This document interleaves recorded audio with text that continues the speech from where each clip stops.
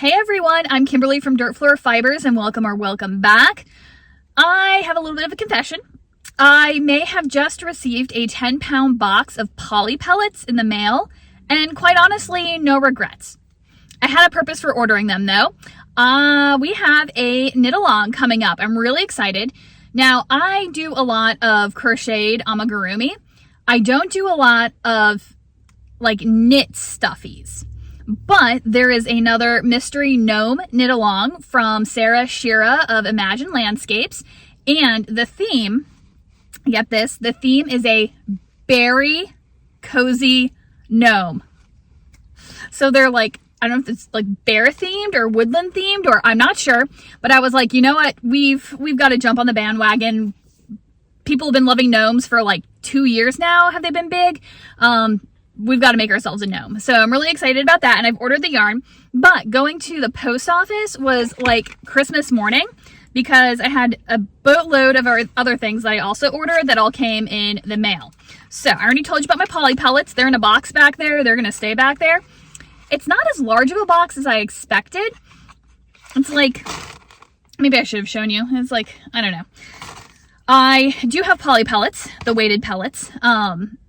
I had gotten the more expensive bag with like the pour spout, and I don't know where it is because it's packed away in a box somewhere. So I was like, I need them for my gnome, but I'll eventually find the one with the pour spout. So why pay more for the nice pour spout bag when I can get the bulk container, and then it's less expensive than even like the non pour spout one, and then I can just like refill my nice bag.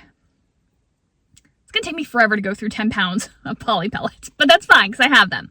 Anyway, so that's in the back. I also got another furls hook in the mail. How pretty is that?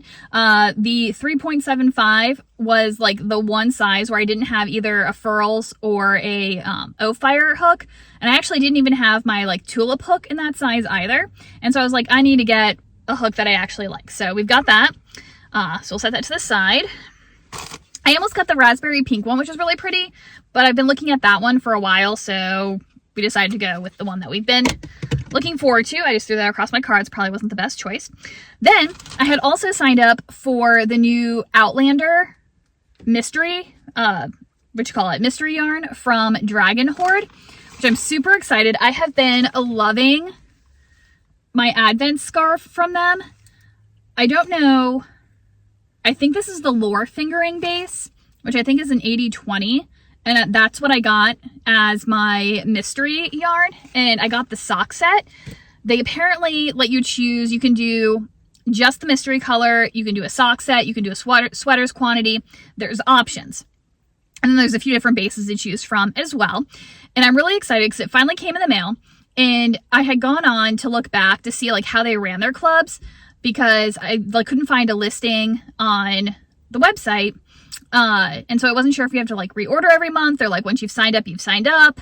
But fortunately somebody had asked in the comment or had said in the comments, I love my color.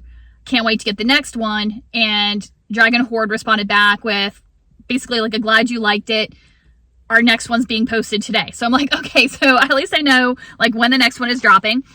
And we got our previous one in enough time to see if we like it, and then we can decide if we want to get the second installment. So let's open her up, see what we got.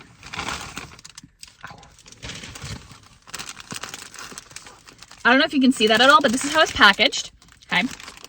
I got the Lore sock set, which is an 85/15. Oh, that's nice. I thought it was an 80/20. Not that it makes a huge difference, but it's an 85/15. 436 yards in the 100 gram and 87 yards in the 20 gram. And the colorway is called Blood of My Blood.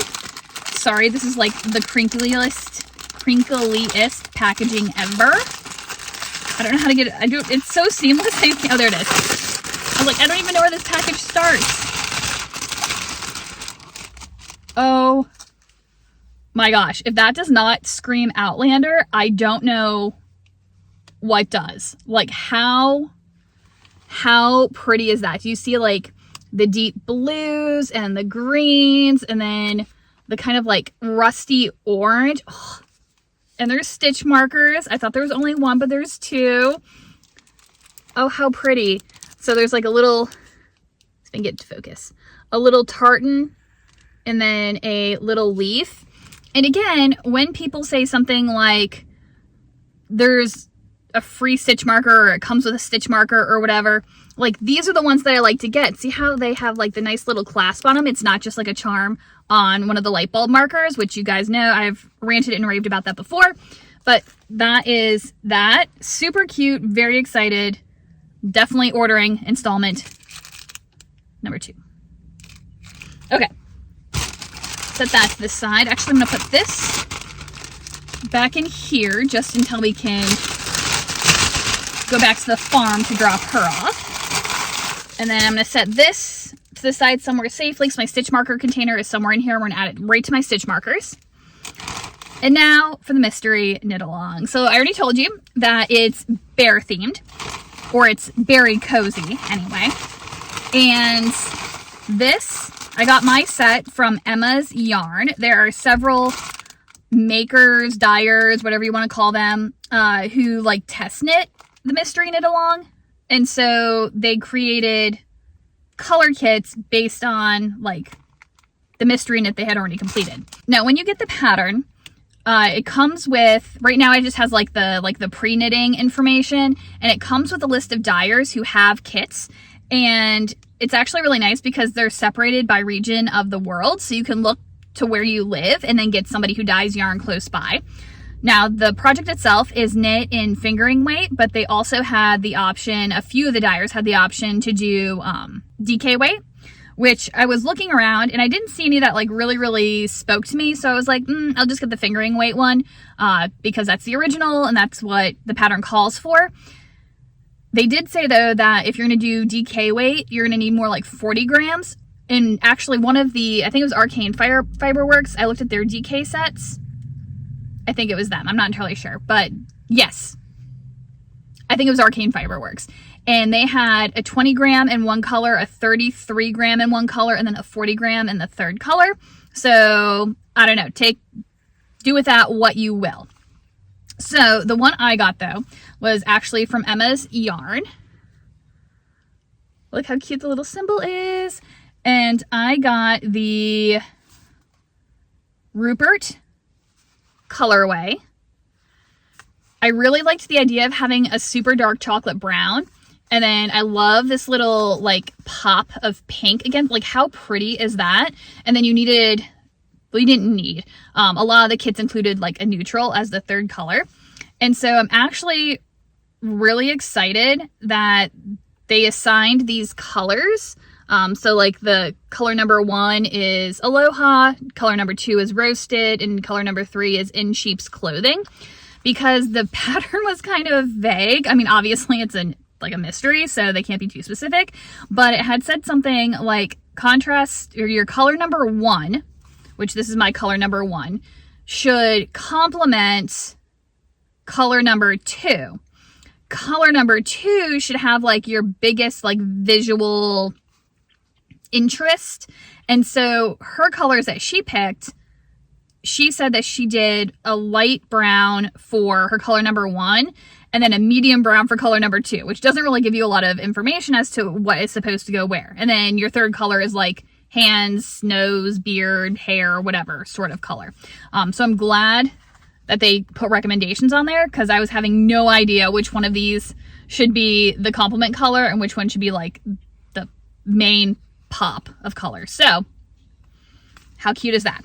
Now we can't get ready, or we can't get started on this quite yet. The first clue drops on April 15th and it's April like 7th, I think right now.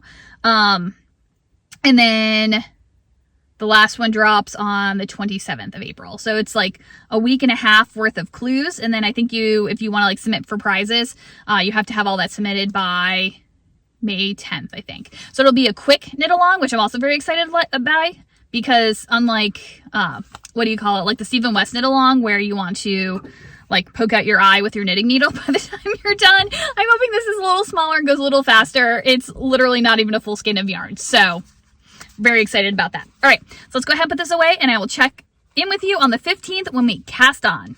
I am so excited to finally welcome you to my studio shed. After months of waiting, we were finally able to get it delivered.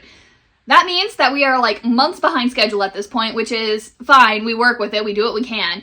I was hoping originally to be able to, as soon as I got it delivered, put in insulation, do floors, something on the walls. I was going to ignore the ceiling for the time being just because the ceiling is way up there and I didn't feel like getting on a ladder. So it doesn't matter anyway because we just don't have time to do any of it right now because I need to get everything out of storage so I can actually work in my space. But that'll be fine. We'll suffer through the summer and then hopefully maybe in the fall or the winter we'll be able to pull everything back out and then give it a nice finish. But in the meantime, we actually have space. But what that means is we can, well, I mean, we were going to work on our projects anyway, but it's more convenient now. And now we actually have a place where we can talk to ourselves that's inside in case it's raining and doesn't involve me sitting in the cab of my truck. You'll still see that a lot. Don't get me wrong, because I'm always on the road, but we have another space now. Back to the project. I was able to get all 3 of our colors all ready to go. I have not put this in my inventory in my notebook yet.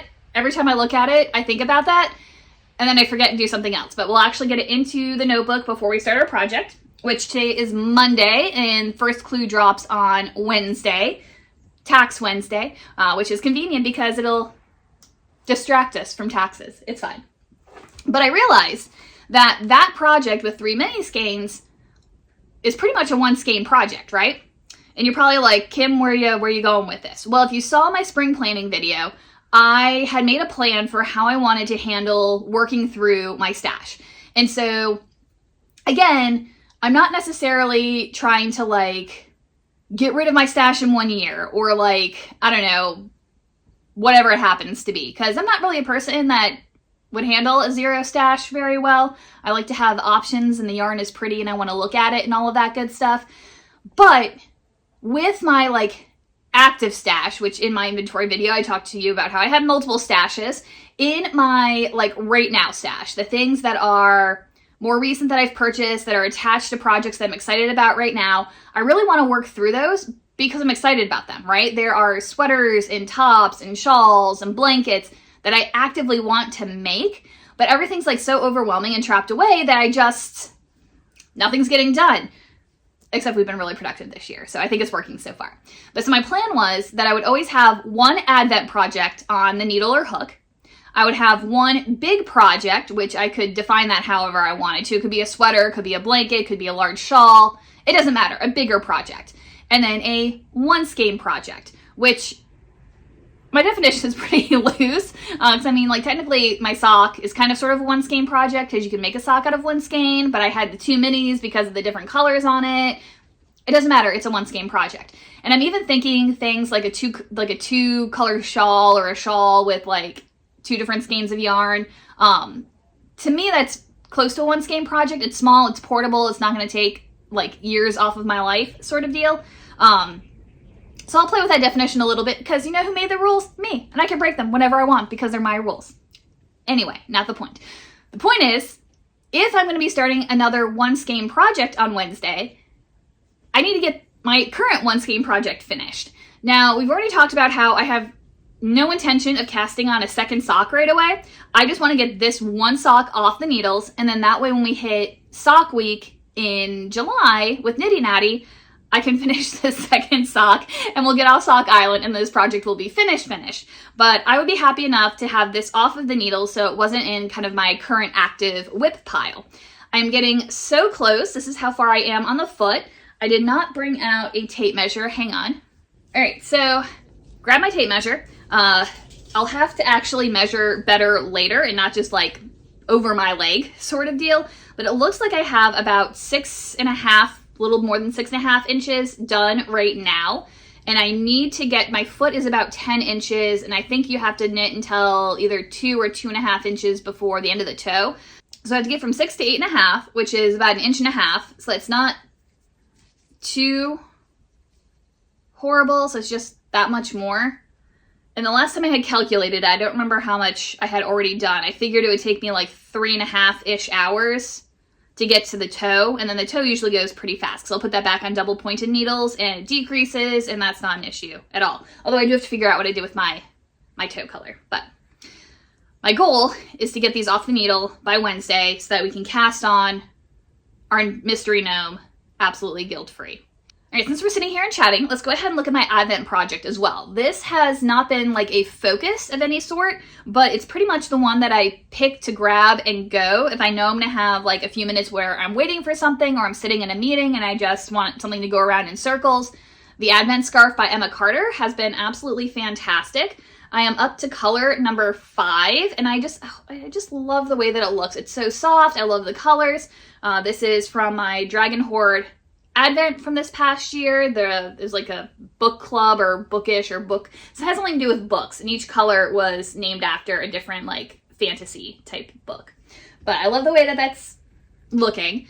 It's probably going to continue to be my grab and go unless my mystery gnome is pretty easy.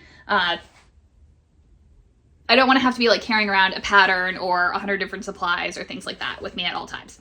And I have just been using my bag. It did get wet last year and it has like a wet stain on it, so I have to wash it at some point. But this has been my kind of grab and go bag, and my Advent Scarf has been living in there. I had tossed my gnome yarn in there, and then my sock lives on top. And then I just kind of have been like rotating things out. So if I'm working on my sock, the sock gets the bag and everything else gets tossed out, etc., etc. So it's keeping everything nice and contained as I'm running around so far. Wish me luck on getting that sock finished by Wednesday. It's Wednesday, and you know what that means. Time to cast on for our gnome. I'm so excited. So it's not super early, but early-ish. It's in the morning anyway. And I've let the sheep out for a little forage in the forest. And while they're doing their work, I'm doing my work. I have got to finish this sock. I am so mad at myself. So I finished the foot of the sock yesterday, kind of yesterday evening, but I could not for the life of me find the color for the toe. And I thought maybe I left it out at the farm. And then like before I went to bed, I was like, I'm going to look one more time to see if I can find this.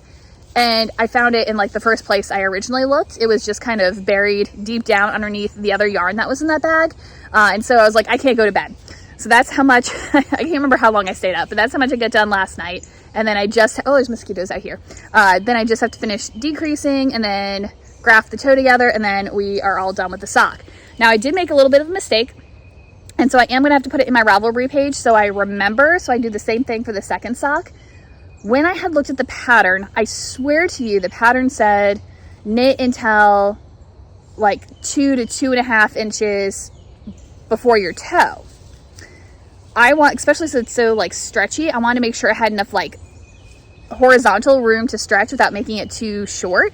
Because not the last pair of socks that I did, but the sock before that, I like did it 1/2 inch too short. And so they still fit, but the heel that I did, because I was doing a common heel, it pulls under a little bit and I don't like it. So I was like, I'm going to make sure I have enough room for my foot in this stupid sock. And so I did the 2 inches before the end.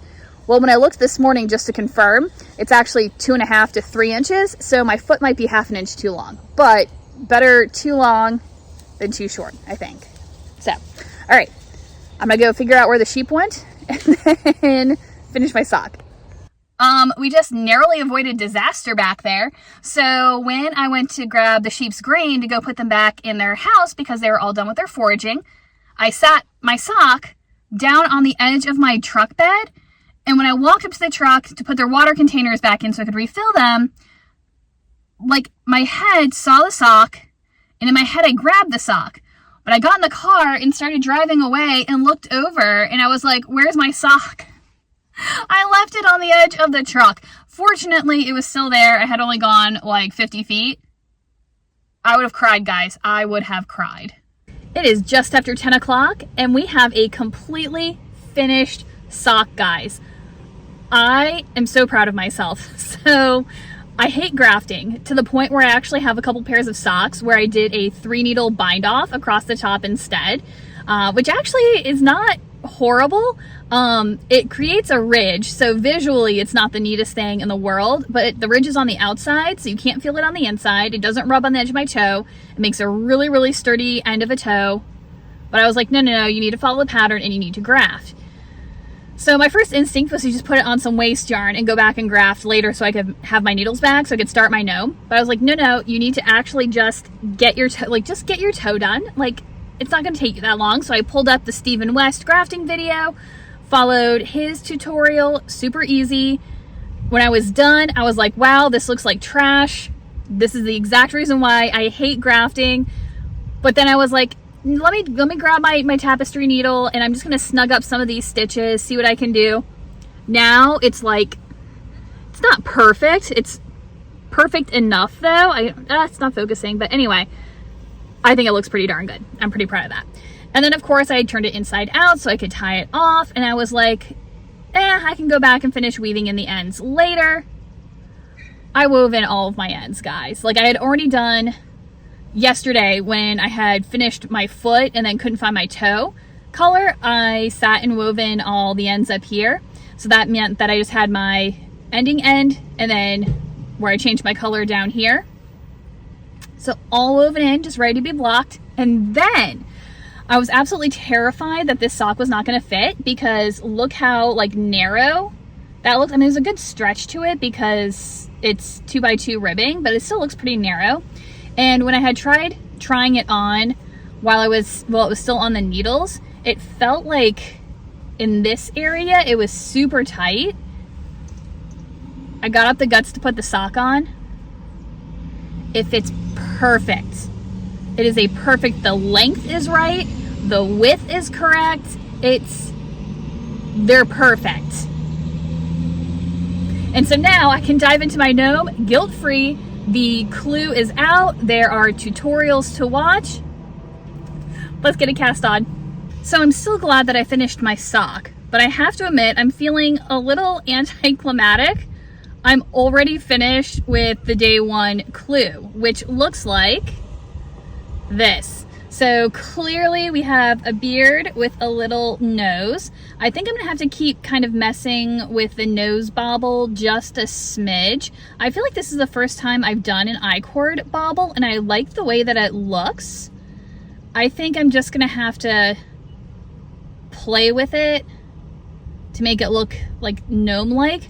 I'm wondering, because she had us weave in the bottom edge of the beard end, which I should probably clip that a little shorter, but anyway, but she didn't tell us to weave in this one yet. So I'm wondering when we attach this to the gnome, if we're going to use our beginning end to like finesse the nose a little bit to make it lay a little better. I don't know, I guess we'll find out. But the next clue doesn't drop until Friday. I had like, I wanted to start early because I felt like it was gonna be like a full day of knitting to get my day one clue finished, especially since we had 2 days to do it, and we're done. So we're gonna set this to the side. Oh, something really useful. I used my little popper doodle. So this is from Fox and Pine Stitches. I got it in store at Dances with Wool. I also have another cheap one off of Amazon, which is like the larger, like 100 grid square. It's really great when I had just like 7 rows I needed to keep track of, rather than trying to count or go back and like count my ridges or whatever. I could just like pop them in and I didn't even have to think about it. The great thing about these two, so it's 2 sets of 10, right? But you can use it as like a base 10 system. So let's say I had like 30 rows to knit, right? So I get to my 10, I could pop down the one down here and then I start over. So like the 10 plus 1 would be 11, 12, 13. And then once I made it to my second 10, I could then pop in my 2 for 20, and then it would become 21, 22, 23. And so even though this one's smaller and a little more compact, you can still get up to the number of stitches that or the rows or whatever that you're counting. And you could even reverse it too. Once you, like, let's say you're up to 100 and then you need to get into your 200s, you could then reverse it, and there's ways that you can keep track of it. But anyway, and it also fits nice in my little pouch. So I'm gonna go ahead and put this away, figure out where I want to store my gnome beard so that my stitch markers don't get caught on anything, and then we will check back in on Friday when clue number 2 drops. All right, since my gnome cast on went so fast this morning, I had some time to actually start picking up stitches for my Geddy tee. So excited about that. Except I made a horrible mistake and I picked up my stitches with the backside facing me. And then I realized when I went to purl the first row that when I turned it, the front side was facing me. And I don't know what I was thinking or what I did. But I want to show you. I've had practice now, so I tore everything out. So I want to show you how I'm picking up the stitches for this. And it's also kind of recording it for me so that when I go to do the front side, or if I make a second one of these, I know what I'm doing and so I stop making mistakes. All right, so for the size that I'm making, I need to pick up 60 stitches across the top here. When I counted across, I had something like 40 stitches if I counted like going down into the V here a little bit where the two squares come together. And so that meant that I needed an extra 20 stitches cast on somewhere. So what I figured was that every third stitch, what I'm doing right now, I didn't actually watch the video. There's apparently a video, but who wants to actually do that? That's so silly. So I am picking up the back. Okay, hold on. So you see how with the crochet stitches, there's a V. I'm picking up just the back portion of the V because in the instructions it says she only picks up half instead of the whole thing. And I think I like that because it's giving me this nice little like edge ridge to the granny square, which I like that definition. I don't know if that's the one that she's picking up or if she's just picking up the front one, but either way, that's what I'm doing. And so every third stitch, instead of going into that back V, I'm actually going into the third loop on the back side. So I don't know if you can see this, but when you have the double crochet, right, that's the back loop. There's another loop right here. And so that's the one that I'm picking up for my third stitch. So I'll go 1V, 2V, third loop for 3, and then I'll go back and do the next 2, and then drop down and pick up that third loop. And then that way I'm getting 60 across, evenly spaced. I would say in theory on my first try, but this is my second try. Hopefully it works this time. I am so glad that my next big project I picked to do with a DK weight. That was such the right choice. The short row shaping on the back took absolutely no time at all. I am loving the colors and the fabrics and just so excited about this.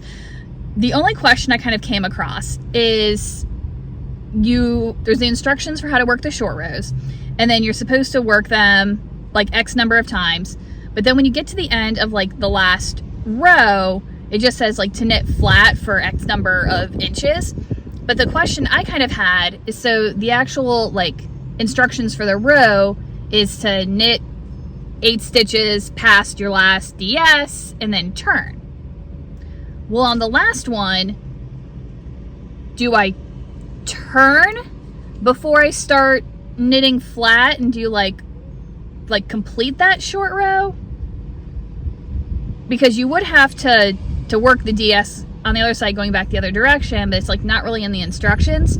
And so I don't know, I was just kind of confused as to whether when you got to that end of that last like short row, should you turn and go back one more time to get all the way across, or should you just keep going straight across and finish that row? So here's how I made my decision. I don't know that it's the right one or not, but when I looked closely, it's gonna be really hard for you guys to see, but there's 1 stitch, 2 stitch, right? So there's 1 row, 2nd row, it's 2 rows deep. But when I go to the other side, it just has, oh my gosh, come on, work. It just has the 1 loop. It doesn't have that extra V. And so if I were to work across here, I would be 3 rows deep. When I went back to the other side, I would only be 2 rows deep. So I think I'm gonna turn, do a DS, and then work all the way to the other side, and then start my flat. Again, I'm not sure if that's the right choice. I couldn't find anybody else who was asking that same question in like the project pages or anything, or in the like comments. So I'm just gonna assume that's what I'm supposed to do and kind of go for it. I think that's the best choice. But now we just have a lot of flat knitting to do. It's gonna be so much fun. It's Friday, which means that we have clue drop number 2 for our mystery gnome. But the clue had not dropped yet when I was ready to get started with my knitting this morning, so we worked on some other projects first. The main thing I worked on was my Advent scarf. Just finished up color number 6. Each round, if I'm really like focused in and concentrating, takes me about 5 minutes, which means that if I have really concentrated focus time, I can finish all 40 rounds in about 3.5 hours. However, it feels like it's taking me a lot longer to complete that, just because this is kind of my on-the-go project. So I'm knitting in the dark, I'm knitting while I'm talking to people, I'm knitting while I'm literally on the go. And so it feels like it's taking a lot longer than 3.5 hours because not all of my knitting time is like super focused in. So I think I'm completing like one color every like 2 or 3 days-ish, which is not bad. I'm trying not to do the math on how long it's going to take me to finish at that pace. We're going to ignore that for right now. But like I said, I just finished color number 6, which means that we are a quarter of the way through the scarf, and it's just so pretty. It's just so pretty. And then after I finished that, I figured might as well get my next color wound up, and so I hand wound the next color, this really pretty plum. So we're gonna get all of that tucked away in our project bag because it's time to actually work on our gnome because the clue is out. So it's not quite 10:30. I'm like so hungry and I really want to stop for lunch, but I'm not going to yet because I want to keep working. So here it comes. So this is hilarious. It's so stupid, but it's cracking me up. The beard has like a little sweatshirt pocket on the front of it. Oh my gosh. And we got to use our next color. So this is the Aloha from Emma's Yarn. It's not doing it justice on camera, but it's this really pretty like Hawaiian pink, tropical pink, right? So I'm finishing weaving in my last end. I left it really long, so I wasn't sure like what I was gonna need to do. But something that I did different on my pocket, I did slip stitch the edges. So I slip stitched the first stitch in each row. I thought that would give it a slightly cleaner look, and I love the way it came out. But on this bottom row, I don't know if it was because of my slip stitching or if it just happened that way. I have like one little tiny white stitch on the pink, and so I'm gonna use my end to cover that up and kind of hide it so that it's not as obvious. This is clue number, or like piece number 1 for today. I think there's 2 more. All right, so it's like 11:15 and we are finished with all of our pieces for the day. So in addition to doing our little pocket on the beard, we also had, I'm assuming, what's going to be 2 arms with a 2-color I-cord.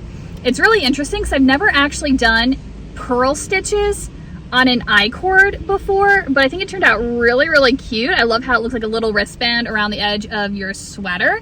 I did take the cast on end and go around the bottom of the I-cord and then kind of weave it through the first few stitches just to make sure it looked really nice and round. But then I got everything woven in except for the ends, so I have to tie everything on. But I love the way they look. So cute. So as I've been in get it done mode, I have been doing a lot of math. It's been great to kind of time how long a row or a section takes, and then that way you can have more of a realistic expectation of how long something is going to take you, how much time you have to dedicate to it. On the downside, it also kind of is a splash of cold water for how long a project is actually going to take in total. So I'm trying not to analyze too much. It's more the progress of going forward that's the most important part. So like for example, the Advent scarf, I think we already talked about this, how each section is taking about 3.5 hours of knitting to complete. Oh, almost lost my needles. Would have been more than 3.5 hours if I had pulled that out. I did just put in my 7th color and got that started, and so that is ready and on the go. But I wanted to take some time as well to keep working on my Geddy tee. So I'm at the point where I'm working back and forth even. So I decided to go ahead and time myself for how long it took to do 2 rows, just because I wanted an average. I wasn't sure if my purling was faster or my knitting was faster or if there was any sort of difference between the two. So I figured just there and back would give me the best information. So it took me about 17 minutes to do 2 rows. And again, that was just timing once. I don't know if it'll take me more or less time on average, but we're gonna go with the 17 minutes. I also measured, and I'm getting about 8 rows per inch. When I measured, I have about 2 inches right here, which means I need an additional 6 inches before I'm finished with this particular section.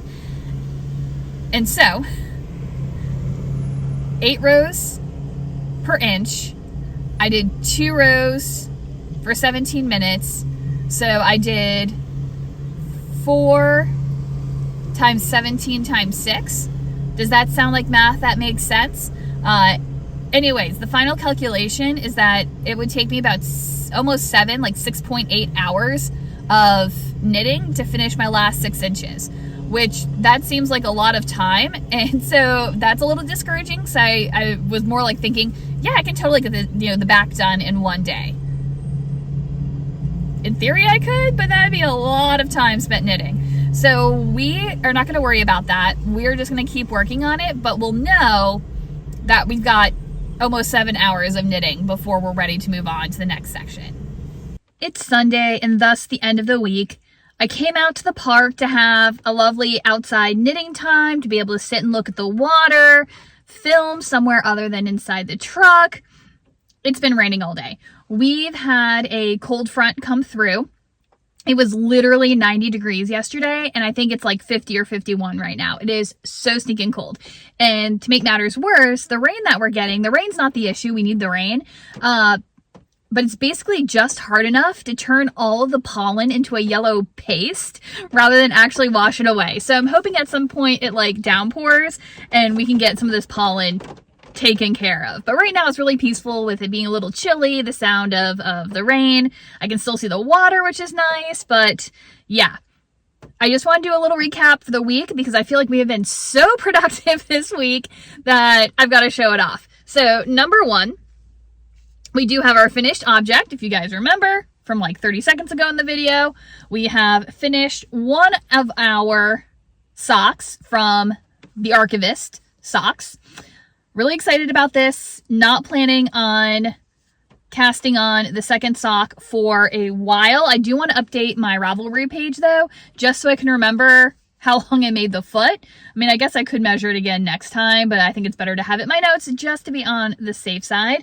And then when I next go to the farm, I can take all of the yarn for this project and kind of put it away in the stash. And then that way we can pull it out again when we need it for sock week to finish up the second sock. So done and done for that one. And then of course, we've done a really nice job, if I do say so myself, of keeping up with our mystery gnome. I am a little disappointed that there wasn't more knitting involved in the first 2 clues, because clue number 3 doesn't drop until Tuesday, which leaves me some like extra loose time.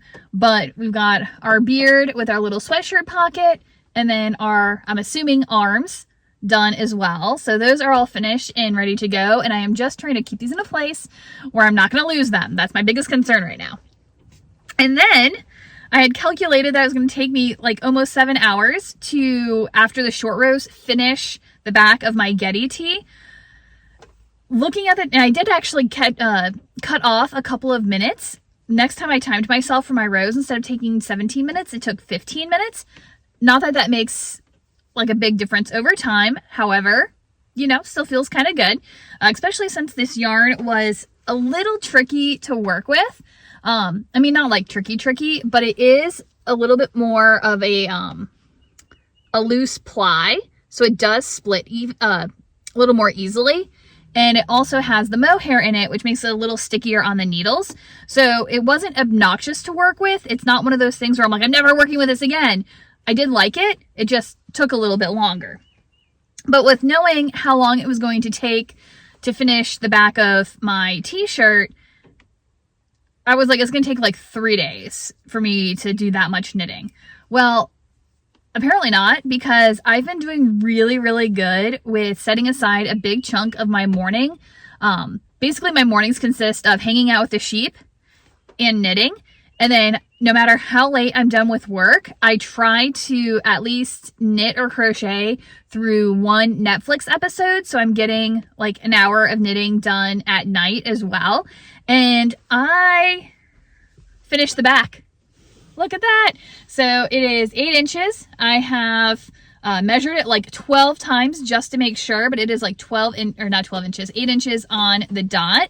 So you can see how the shoulders are looking. And so the next thing to do is going to be to pick up the front left and the front right, which is going to create the V-neck for the front. And then I'm pretty sure we join in the round. And I'm just absolutely loving how that is coming out. So I can't believe we finished that we finished a section of the Geddy tee this week. Ugh, so excited. And then on top of that, I've also been continuing to work on that Advent scarf. So I showed you that I'd finished up color number 6. I'm now halfway through color number 7. I counted and I've got 20 rows.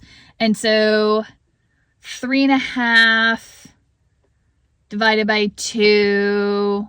So like an hour and 45 minutes should get me the rest of this color, which I'm hoping to have that finished up today. And maybe we'll even start on the next color. And just to be on the safe side, I actually wound up color number 8. That's the next one. So that'll be a fun change from all those dark plums. And then I am really, really excited about color number 9. Like, how pretty is that? That's like my favorite thing. Anyway, so I feel like we are making loads and loads of progress on all of our projects. I am a little thrown off by the fact that my one skein project, I can't work on it until Tuesday when I get the next clue. But that's also kind of nice in the sense that I'm being forced to concentrate on one of my other 2 projects. And so I'm getting a lot done on those. Yeah. So excited. I have no idea what my goals are going to be for this upcoming week, but we'll look at that probably tomorrow. So thanks for joining me for this week, and tell me down in the comments what you've been working on. How were you productive this week? I was productive this week. Were you productive this week? Tell me in the comments. I'll see you guys next time. Bye.